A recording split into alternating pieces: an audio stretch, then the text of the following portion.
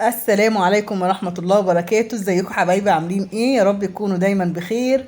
طبعا يا جماعة بشكر كل اخواتي وحبايبي اللي باركوني لفرش اخويا. عقبال عندكم جميعا، اللهم امين يا رب. الفرحة جميلة والله العظيم، ربنا يفرح الجميع، اللهم امين يا رب. طبعا انا كده صورت شوية تجهيزات بصراحة من الاكل بتاع الفرش بتاع اخويا. طبعا اختي يا جماعة قعدت بقى تغسل كده الفراخ، ما شاء الله غسله كده نظيفه. كنا طبعا بلينها من بالليل في ميه بخل بليمون، والصبح بقى خلينا الوراك لوحديها والصدور لوحديها، عشان طبعا نسوي دي في حله ودي في حله. طبعا يا جماعه صوتي متغير خالص عشان الزغاريت اللي زغرتناها هناك. بصراحه كان يوم جميل جدا جدا جدا، ربنا يا رب يجمعنا دايما في الفرحه، اللهم امين يا رب. بص طبعا اختي هي واقفه على الحوض عماله بقى تغسل الفراخ كده، ما شاء الله غسله كده شاطفه كل ورك كده وكل صدر، ناخده كده هو وتفضل تغسل فيه كويس. طبعا بصوا في على الحوض وفي الارض، والله العظيم كان الخير يوميها بصراحه. الخير كتير جدا جدا جدا، كان يوم جميل جدا جدا جدا. عقبال اولادكم، اللهم امين يا رب. بصوا بقى يا جماعه، احنا طبعا ولعنا كده على الصدور في حله لوحديها، عملنا لها الكاميرا بتاعتها. بص في على البوتاجاز وفي الارض. والله اختي لسه بتغسل على الحوض اهون. بصوا ما شاء الله تبارك الرحمن يا جماعه، والله يعني قفلنا يمكن 18 فرخه، دخلنا في العشرين يعتبر، لان طبعا ماما ربنا يبارك لنا فيها اللهم امين ادت لنا طبعا عشانا وعشا اولادنا، لان بصراحه ما خدتش ولادي معايا، فاضطرت بقى ان هي ايه تدينا كده عشانا وعشا اولادنا. بص بقى طبعا احنا كنا بنسوي كده الفراخ وحاطين جنبيها حلة فول بتتدمس، قلنا طبعا عشان كده نفطر بدري. بصوا يا جماعة الكلام ده كله كانت الصبح، كانت الساعة 6 يعتبر او 6:30 7، كنا مولعين على الفراخ وكنا مولعين على الفول يتدمس، انا واخواتي البنات طبعا ومرات اخونا. ربنا يا رب يحفظهم ويبارك فيهم، اللهم امين. وبقول لكم عقبال اولادكم يا رب. بصوا الفول اهو بيتدمس، وبصوا بقى الحله الشاورما الكبيره دي اللي محطوط فيها الفراخ اللي هي الصدور اهو. عايزه اقول لكم يا جماعه قسما بالله الاكل كانت ريحته تجيب الشارع، ولا اجدعها طباخ. يعني احنا عندنا هناك في اسماعيليه بنجيب طباخين عشان يعملوا الاكل والشرب والكلام ده، قسما بالله العظيم ما بيطلعوا الاكل زي الكلام ده خالص. يعني احنا انا واخواتي البنات ومرات اخويا ما شاء الله كنا مطلعين اكل من احسن طباخ بصراحه. بص طبعا انا صفينا كده، حطينا بقى عليها شويه ميه مغليه من الكتل عشان تغلي على طول، عشان نلحق نسوي الحله التانية. دي طبعا الصدور ما شاء الله تبارك الرحمن، والله يا جماعه فراخ كبيره ما شاء الله، بسم الله ما شاء الله، والف هنا وشفا للي كل اي لقمه عند بيت بابا. وربنا يا رب يجعله عامر يا حبيبي يا رب، ويجوز احفادك يا رب. انا بقى كنت عايزه اصور بصراحه الفيديو دون، بس والله ما عرفتش بصراحه، كان صوتي رايح خالص من الزغاريت. الفرحه حلوه وربنا يفرح الجميع يا رب. بصوا بقى هنا طبعا حطينا حله بتاعت الوراك لوحديها، قلنا بقى نسويها كده، وحطينا برضك عليها كده الميه السخنه عشان تغلي على طول. طبعا الميه السخنه بتسعف في المواقف دي. احنا عايزين طبعا نخلص ونطلع من المطبخ، فحطينا بقى عليها ايه الميه السخنه كده على طول على طول، وهتغلي وتستوي على طول. طبعا والله عايزه اقول لكم صوتي كان رايح خالص امبارح، فما عرفتش بصراحه ان انا اعمل الفيديو ده امبارح بصراحه. بسم الله ما شاء الله اهو.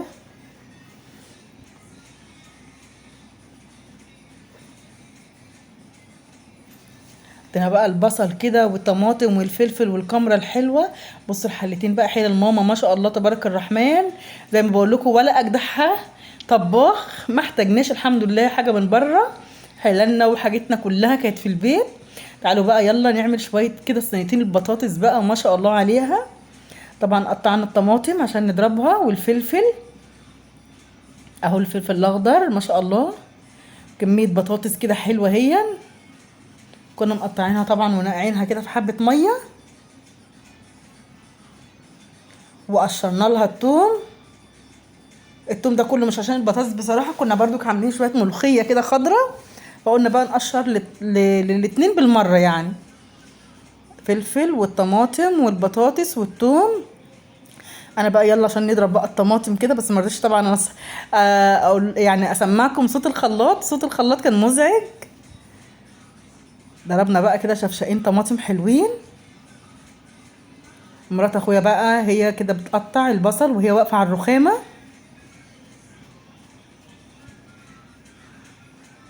عقبال اولادها يا رب. كميه برضو بصل حلوه كده اهو، عشان خاطر البطاطس. طبعا البطاطس سواء البطاطس ما بتكملش غير بالفلفل وبالبصل، اهم حاجه فيها.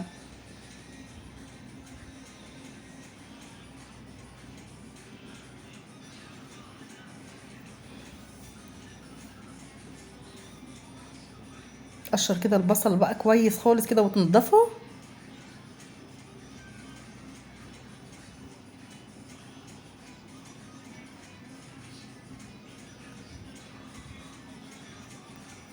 واختي التانية طبعا راحت بقى عشان تبص على الفراخ عشان طبعا ما تتهريش.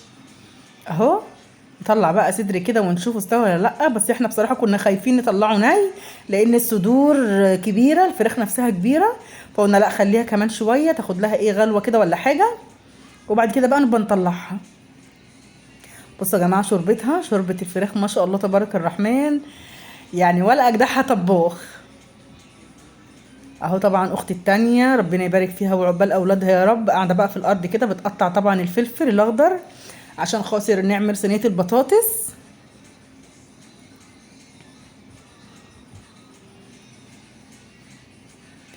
الفلفل طبعا حلقات كده.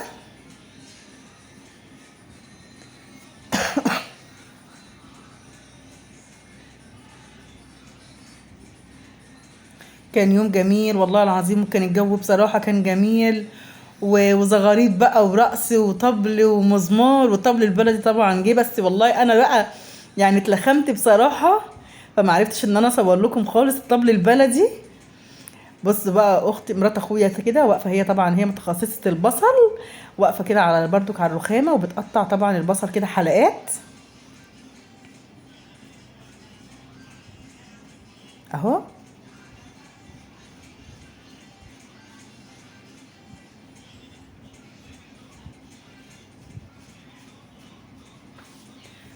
ما شاء الله تبارك الرحمن، ربنا يا رب يفرحنا بيه. الفرح بقى يا جماعه الاسبوع اللي جاي، ربنا يتم فرحته على خير يا رب. احنا طبعا كنا منظمين بصراحه نفسينا، يعني ناس بتعمل الرز وناس بتعمل الفراخ، يعني كده مقسمينها على بعضينا اهو.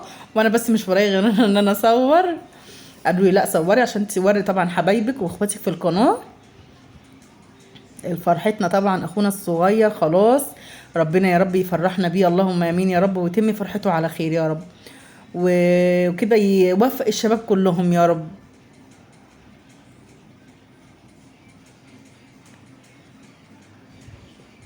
مرات اخويا برضو لسه ما خلصتش اهو البصل.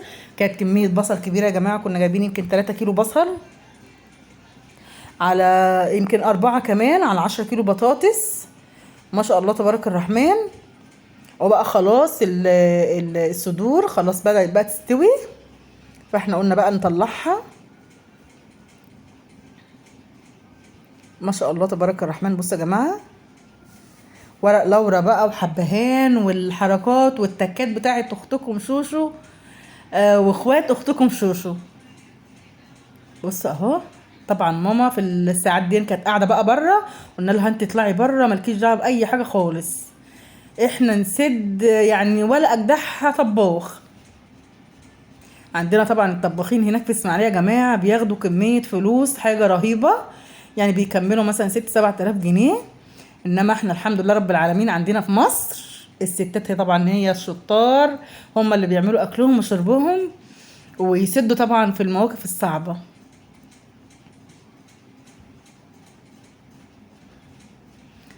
خلاص طبعا دي اول حلة كده خلاص، يعني يعتبر خلاص استوت.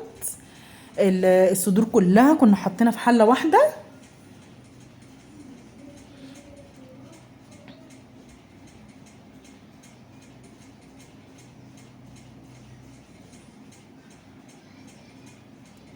كنا بقى كل شويه كده نخش نعمل حاجه في المطبخ ونطلع نرقص شويه ونخش. ولما الطبل البلدي طبعا جه بقى نسيت خالص اخد التليفون معايا بصراحه ان انا اصور لكم الطبل البلدي. ولما الفرش كان جاي بصراحه برضك راحت عن دماغي خالص والله العظيم ان انا اصورها لكم. فغصب عني بقى ان شاء الله تتعود ان شاء الله في الفرح. اختي بقى كده هتعمل بقى طبعا صينيه البطاطس. وصينيه البطاطس بصراحه ماما ما بتعملهاش غير بالسمنه البلدي على على اللي هي السمنه اللي هي الفيرن. بص بقى معلقتين حلوين كده سمنه. وراحت بقى فضلت كده ايه حطت شويه بصل برضك عامله حساب الصواني التانية. تقلب بقى تقلبتين كده حلوين يعني حطت حبه السمنه وبعد كده حطت البصل.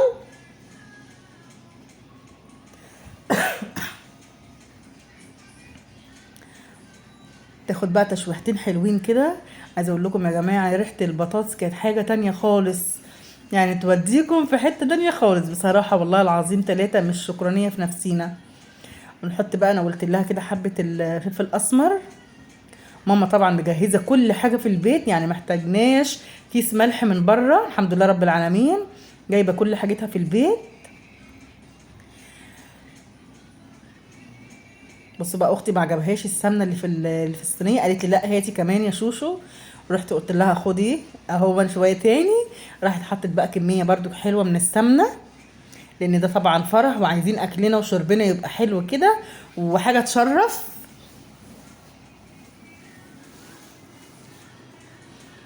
زي ما انتم شايفين كده اكيد يا جماعه برضو الريحه واصله لكم. قولوا لي بقى ريحه البطاطس واصله لكم ولا لا لو وصلتوا الفيديو لغايه دلوقتي معايا. والفلفل بقى جاهز اهو.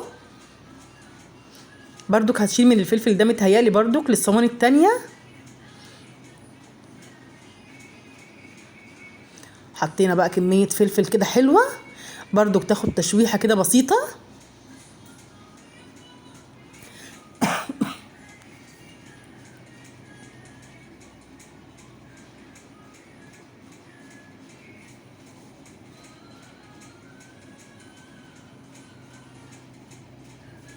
تاخد شوية كده ايه يعني تتسبك كده مع نفسيها. وبعد كده بقى هنحط عليها شفشق الطماطم اللي ضربناه وصفيناه. طبعا احنا ضربنا الطماطم كلها وصفيناها وخليناها بقى لما نحتاج منها كده نحط عليها. احتاجنا طبعا 3 اطباق اهو اهو. اختي بقى هتحدقها بقى وتحط لها الحاجه بتاعتها طبعا واحده مرق الدجاج وحبه كمون وحبه فلفل اسمر كانت حطيتهم في الاول.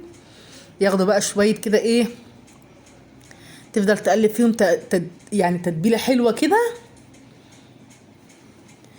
حطت بقى ايه طبقين شوربه من الشوربه بتاعتنا السمينه الجميله دي اللي طعمها كان جميل جدا جدا اهو ما شاء الله.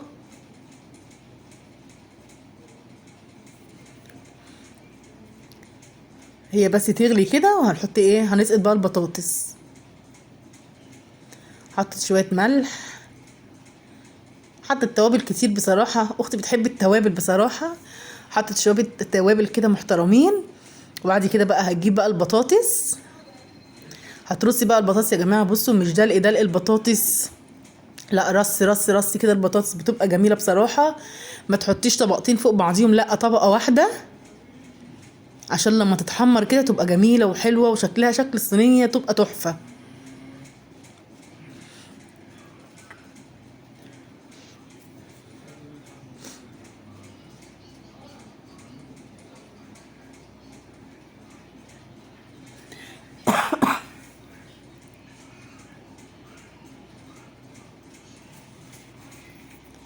رصت بقى خلاص كده البطاطس اهو. احنا بصراحه كنا عاملين كميه بطاطس كبيره جدا. عايزه اقول لكم قسما بالله اتفضل مننا بطاطس ما اتعملتش صينيه خليناها للعشاء بالليل. قطعناها صوابع وعملناها وقليناها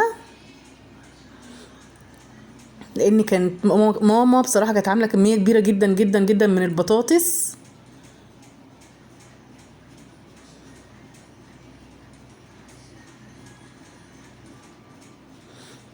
اهو كده خلاص بقى هي تغطي بقى على صينيه البطاطس كده وقفلناها.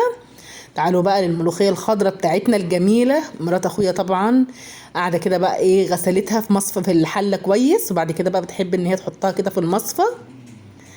تغسلها كده غسله نظيفه. بصوا يا جماعه اهو، فضلت بقى تغسل كده فيها غسله نظيفه قوي.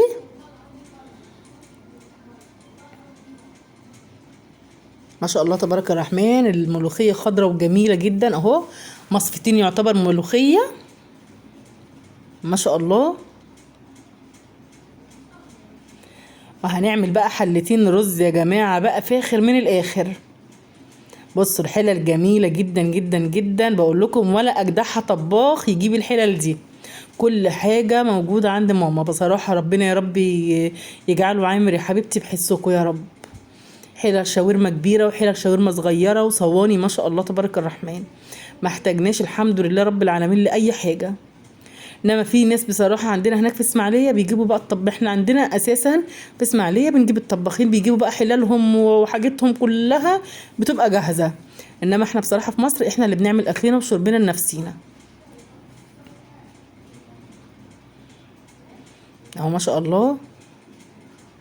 نفضل بقى نقلب تقلبتين كده حلوه. انا عايزه اقول لكم يا جماعه، عملنا في اليوم ده 4 حلات رز، ما شاء الله تبارك الرحمن.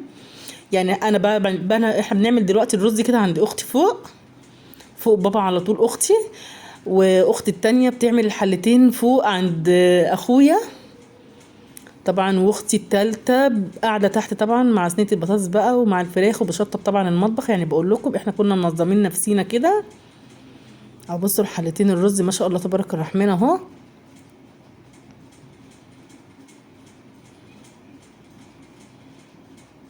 خلاص بقى الشعريه كده هنحط بقى، حطينا الرز بس طبعا لقينا الشعريه قليله شويه في الحله دي، فهناخد من الحله التانية من الحله دي هنحط هنا شويه وبعد كده هنحمر للتانية. يعني ده اللي حصل بصراحه في اليوم ده.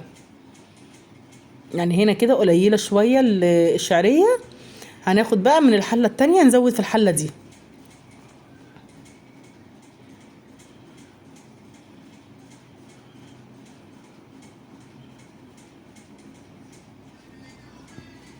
ما شاء الله تبارك الرحمن. حبة رز والله عايزة اقول لكم كانوا جمال جدا ومفلفلين، ما شاء الله تبارك الرحمن عليهم. طبعا احلى الرز يا جماعه لما نحطه كده يفضل يتشوح في الزيت بتاعه كده في الحاجه الدهنيه بتاعتها. بصوا نفضل بقى نشوح فيه كتير كده وبعد كده بقى هنحط عليه الميه. بصوا طبعا اختي بقى جابت شويه كده شعريه من الحله التانية وحطيتها عندي في حلتي عشان خاطر ايه الشعريه كانت قليله، ونزلنا جبنا كيس تاني وحطينا بقى في الحله التانية اهو. ما شاء الله الرزايه بتلمع ما شاء الله تبارك الرحمن عليها.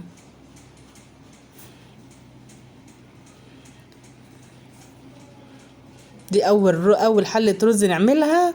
وعملنا عند اختي الحلتين وعملنا فوق عند اخويا الحلتين التانيين وصواني بقى بطاطس والملوخيه وعملنا حله لسان عصفور. يعني بصراحه كان الاكل ما شاء الله تبارك الرحمن ولا اجدعها طباخ. ويا رب يا جماعه الفيديو يكون عجبكم النهارده وعقبال اولادكم جميعا، ويا رب كده تفرحوا باولادكم اللهم امين يا رب. بص طبعا انا خلصت بقى الحلتين فوق عند اختي ونزلنا بقى عند بيت ماما. لقيت بقى اختي بتحمر كده في الفراخ، حاطين بقى الطاستين كده على البوتاجاز. عايزه اقول لكم يا جماعه البوتاجاز ده خد مننا وقت كبير جدا عشان غسلناه والله. بعد ما خلصنا طبعا اللي احنا فيه غسلنا كل حاجه. بصوا يا جماعه ما شاء الله اهي الصواني ما شاء الله تبارك الرحمن، صواني البطاطس والفراخ وحله اللحمه وحله الفراخ والطاسات طبعا على البوتاجاز كده بتتحمر ما شاء الله. وربنا يفرح الجميع يا رب وعقبال اولادكم جميعا. ومتشكره جدا جدا جدا لكل اللي قال لي الف مبروك لاخوكي، عقبال اولادكم وحبايبكم، ربنا يستر عرض الولايه اللهم امين يا رب. وان شاء الله بقى اللي جاي احلى في الفرح بتاعنا، ربنا يتم فرحتنا على خير يا رب. ادعوا له يا جماعه ربنا يتم فرحته على خير ويرزقه بالذريه الصالحه اللهم امين يا رب. ومتشكره جدا جدا جدا جدا يا احلى اخوات. سلام عليكم حبايبي.